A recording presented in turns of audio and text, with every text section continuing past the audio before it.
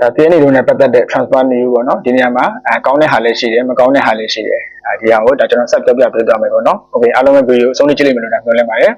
ကျွန်တော်ဒါဘယ်ကနေစမလဲဆိုလို့ရှိရင်ဒါ Bruno Fernandes ပေါ့နော် Fernandes ဟာဆိုလို့ရှိရင်ဒါမယုံတင်မှာပဲဆက်လက်ရှိမယ်လို့ဒါတင်ပြောကြခဲ့ဖြစ်ပါတယ်ဒါသူမိသားစုနဲ့ညှိနှိုင်းဆွေးနွေးအပြီးမှာသူကိုယ်တိုင်ဟာဆိုလို့ရှိရင်ဒါ Robert ထိပ်တန်းလေးတစ်ခုမှာဒါစက်ကစားခြင်းသေးတယ်ဆိုတော့ဆုံးဖြတ်တစ်ခုနဲ့ပေါ့နော်လုံးဝဒါငွေမျက်နှာကိုမကြည့်ဘဲနဲ့ဒါအတင်းမှာပဲဒါဆက်လက်ရည်တည်ခဲ့တယ်ပေါ့နော်ရည်တည်ခဲ့တယ်ဒါအတင်းမှာပဲဆက်ရှိမယ်ပေါ့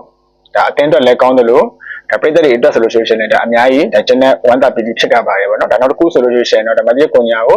ဒါ62တန်းကြော်လေးနဲ့ဒါရခဲ့တဲ့အကြောင်းဒါတရားဝင်ကြေညာခဲ့တယ်အပလို့ရှိရင်ဒါအပုံမူနဲ့ဆိုလို့ရှိရင်ဒါတော်လေးအဆင်ပြေနေခဲ့တဲ့အခြေအနေကိုဒါရှိလာခဲ့တယ်ပေါ့နော်ဒါနှစ်ဦးစလုံးဟာဆိုလို့ရှိရင်တော့ဒါတို့ရဲ့ဒါအင်တာဗျူးတွေဘာတွေညာတွေမှာဒါပြောကြားချက်အရာဆိုလို့ရှိရင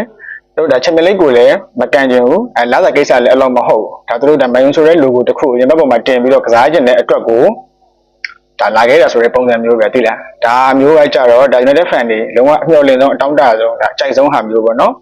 ်ဒါတင်းနေစိတ်သက်ဆိုတာဒါမျိုးဖြစ်ကြမယ်ဆိုတဲ့ဟာမျိုးတွေအတွက်ဆိုလို့ရှိရင်ဒါအဆင်ပြေတယ်ပေါ့နော်ဘာလို့လဲဆိုတော့ဒါရှေ့ကဒါကစားမိုင်းဆိုလို့ရှိရင်ဗျာပြတ်မှာဒါ Crockies တို့အပလို့ရှိရင်ဒါအခု Chelsea ရောက်သွားတဲ့ဒါ Dilap တို့ဆိုလို့ရှိရင်ဒါ Champions League ကိုဒါမကစားအောင်ဆိုတဲ့ဒါအကြောင်းပြချက်တစ်ခုနဲ့ပ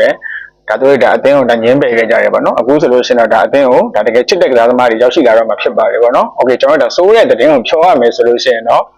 ဒါအားလုံးသိတဲ့အတိုင်းပါပဲဆရာကြီးတို့တစ်ဖွဲ့လုံးပြန်ရောက်လာပါတော့မယ်ကျန်တဲ့ဆန်ချိုပါဆိုလို့ရှိရင်တော့ဒါချက်စီးနဲ့ပုံကိုရေးရဒါညှိနှိုင်းမှုအဆင်မပြေတဲ့အတွက်ကိုဒါနိုင်ုံအသင်းထန်ပြန်လာမှာပေါ့နော်ဒါပေမဲ့ဒါနိုင်ုံအသင်းကချက်ချင်းအယောင်းတင်လာတာမျိုးရှိတယ်ပြီးလို့ရှိရင်ဒါသူ့ရဲ့ agent ဆိုလို့ရှိရင်ဒါတော့နောက်ထပ်အသင်းအသစ်ကိုဒါထပ်မံရှာဖွေနေရပေါ့နော်ဒီနေရာမှာဒါမဲနဲ့တက်ကဒါပေါင်း9တန်းရမယ်ပေါ့နော်ရော်ကျွေးငွေပေါ့နော်ဆန်ချိုတက်ကတော့သူပုံကိုရေးဆိုတော့ထက်ဖို့ပဲသူရဲ့လာစာညှိနှိုင်းမှုဒါအဆင်မပြေလို့ပြောလို့ရတယ်စဉ်းစားကြည့်ဗျာဒါလည်းမင်းတစ်ဘက်ကမှန်တယ်လို့ပြောလို့ရတယ်ပေါ့နော်ဘာလို့ယူနိုက်တက်ဘက်ကမှန်တယ်လို့ပြောလို့ရလဲဆိုတော့အတင်းပါဗျာခြေစမပြရတဲ့ကစားသမားတက်ကိုလာစာအများကြီးပေးထားရတာကိုဒါတော်လေးဖိအားများစေတယ်ပေါ့နော်ပြီးလို့ရှိရင်ဒါ market rashford ဆိုလို့ရှိရင်လည်းဒါပြန်လာတော့မယ်ဒါ market rashford အတွက်ကတော့ဒါပေါင်တန်း40လောက်ရမှတကယ်တက်ကရောင်းကျင်တယ်ပေါ့နော်ဒါပေမဲ့လည်းဒါဘာစီလိုနာကန်လန်ထားတယ်သူတို့အတွက်ကြောက်လည်းဒါလောက်ကြီးမတက်နိုင်ဘူးဆိုတဲ့ဟာမျိုးတွေမှာဒါညှိနှိုင်းမှုတွေပြုလုပ်နေတယ်ပေါ့နော်နောက်တစ်ယောက်အနေနဲ့ဆိုလို့ရှိရင်တော့ဒါ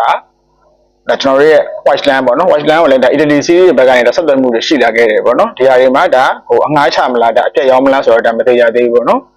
နောက်တယောက်နေသားနဲ့ဆိုလို့ရှိရင်ဒါကန်နာချိုဆိုလို့ရှိရင်လည်းဒါပထမဗျာအမိုရင်ကတခါလေးပြောရထားပြီးသားပေါ့နော်ဒါအတင်းသိချာပေါ့အဲ့အတွက်ကိုဒါကန်နာချိုလည်းဒါsorry ဘက်ကကန်လန့်မှုတွေတချို့တွေရှိတယ်လို့တော့ဒါကြားသိရတယ်ပေါ့နော်ဒါတကယ်ပဲသူ sorry Arabia ဘက်ကိုဒါသွားမလား sorry လို့ကိုပဲသွားပြီးဆင်းကန်မလားပေါ့နော်ဒါဂုံကြီးရန်တို့ရှိရဒါအဲနာဆာလည်းဒါကန်လန့်မှုတွေရှိလာရဆိုတဲ့အတွက်ပဲဒါသူရဲ့အိုက်တော်ရသမားနဲ့ပဲဒါသွားပြီးတော့ဒါပြန်လဲပူပေါင်းမလားဆိုတာပေါ့နော်ဒါတော်လေးဒါစိတ်ဝင်စားဖို့ကောင်းပါတယ်ပေါ့နော်ဒါနောက်တစ်ယောက်အနေနဲ့ဆိုလို့ရှိရင်တော့ဒါပတစ်မှာလုံးဝရှက်ချေစွမ်းပြခဲ့တာကျွန်တော်ရဲ့ဂုံကြီးအန်တိုနီယာဆိုလို့ရှိရင်ဒါပြန်လဲပြီးတော့ရောက်ရှိလာမှာဖြစ်ပါတယ်ပေါ့နော်သူအတွက်ဆိုလို့ရှိရင်တော့သူကဘယ်လိုလဲဆိုတော့ဘယ်လိုလဲသူအတင်းမှာ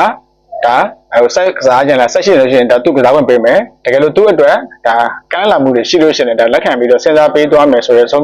းဖြတ်ချက်မျိုးချရတယ်ပေါ့နော်အတင်းဘက်ကတော့ဒါကဘာလို့လဲဆိုတော့ဘယ်လိုမျိုးလဲဆိုတော့ဗျာတည့်ရမလားကစားကြလားရတဲ့ကစားဒါပေမဲ့မင်းတို့လည်းငါတို့ကြိုက်သေးရလို့ရှိရင်ရောင်းမယ်ဆိုတဲ့ပုံစံမျိုးပေါ့နော်အဲ့တော့ဒါဆရာတို့တစ်ဖက်လုံးလည်းဒါပြန်လာကြပါပြီဘယ်သူတွေထောက်ခါသွားအောင်မလဲနောက်ထပ်ဒါဘယ်သူထပ်ဝင်လာအောင်မလဲပေါ့နော် United fan တွေအတွက်ကတော့ဒါနောက်ရာသီမှာစူပရာတွေထက်ကိုဗျာတည်တယ်မှာလားဒါအတော်အတန်သိခြေစွမ်းလေးတစ်ခုနဲ့ကစားကွက်လေးတစ်ခုနဲ့ဒါချန်ပီယံလိဖလားလေးလုံးအောင်မဟုတ်ဘူးပေါ့နော်ချန်ပီယံလိဝင်ဝင်လေးဒါရခဲ့မယ်ဒါမျိုးမျှော်မှန်းချက်လေးနဲ့ပဲဒ